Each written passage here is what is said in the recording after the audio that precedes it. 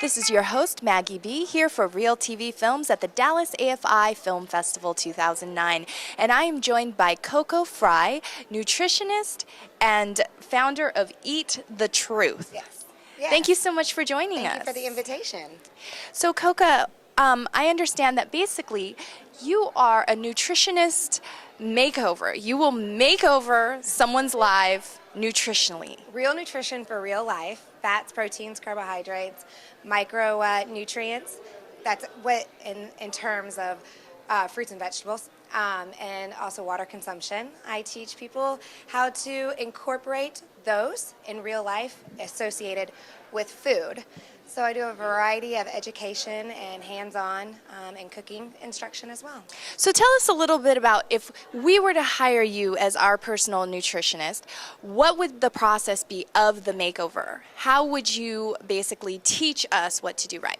Well, nutrition is a complicated subject, especially with the media and bad diets. So understanding the actual foundation of the science behind nutrition, understanding what foods are associated with the science is what I teach. So the consultations, just a variety. If somebody needs, say, a specialty diet of cardiac or gluten-free or candida, that would be a certain kind of customized consultation. All of my consultations and programs are customized. But what I do, and it depends if it's an individual or a corporation, but in the individual setting, I usually like to meet between 4 at a minimum and 12 as they more highlighted. For the education, I teach them about the science in their home or at their choice of location, and then that happens for several weeks.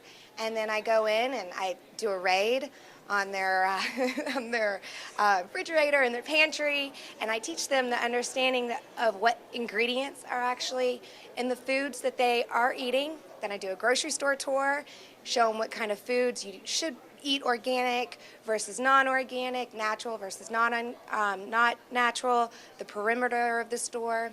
And then I give them actually in-home healthy cooking demos, and I teach them how to put together a meal, plan for it, prepare it, and they get themselves a healthy meal out of the deal. Wow. Okay, so can you tell me, when you go into their house, you raid their pantry, what is the most common mistake or error that you're finding that we have maybe a misconception of it, that we're like, what? Really? That was healthy. What? No, two things. Mostly, and there was a client about 2 weeks ago, and he went, oh my God, I'm getting 3 times the amount of sodium in one day in one meal. Wow. So that was an aha, and a lot of other people don't understand how they can incorporate real healthy foods that taste good. And they don't have to be, you know, the rice cakes, or they don't have to be the plain and non-flavored. And no, nutritious foods actually can be quite delicious. Now, how do you approach the, I guess, excuse of, I need it to be convenient, and, you know, healthy food takes a long time to prepare to make it taste good. How do you approach that? An apple can be eaten on the go. Wow, you're rough. You're rough. An apple is easy. It can be transported. What about I need variety? A granola bars, variety. You can have any kind of homemade dressing and toppings on a salad prepared for 14 different times for 14 different days. If you just have that little bit of salad throughout the day or at one meal, a variety. I mean, you think about how many things you see at the grocery stores. Mm-hmm. Have it be salmon or Boca burgers, or, you know, Kashi granola bars, or Frito-Lay Doritos. You know, there's a lot of variety, and that's where I teach. Where my clients, where the clients come in, is you learn about what kind of foods are nutritious and what kind of foods are associated with the nutrition aspect: fat, proteins, carbohydrates. What do you think about these low-carb diets, and are they good? I mean, there's so many fads like this all-protein diets, you know.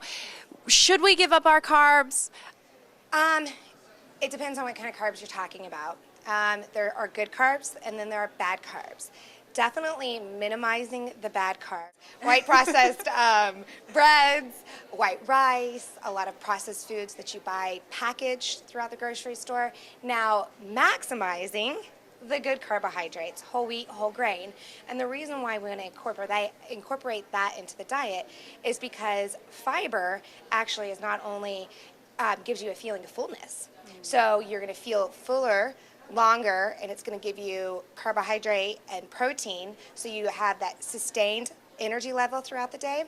But also fiber, studies have proven that it actually attacks cholesterol, your bad cholesterol, and extracts it out of the blood.